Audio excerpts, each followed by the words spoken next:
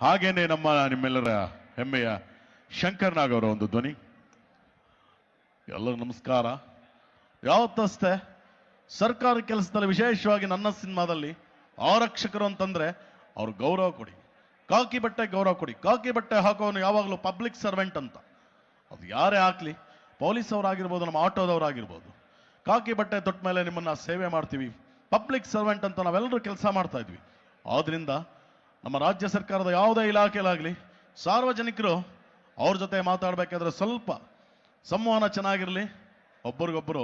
ಯಾಕಂದ್ರೆ ಸರ್ಕಾರಿ ಕೆಲಸ ಅಂದ್ರೆ ದೇವ್ರ ಕೆಲಸ ಅಂತ, ಅದನ್ನ ಉತ್ತಮವಾಗಿ ಎಲ್ಲರೂ ಮಾಡ್ತಾ ಇದ್ದಾರೆ.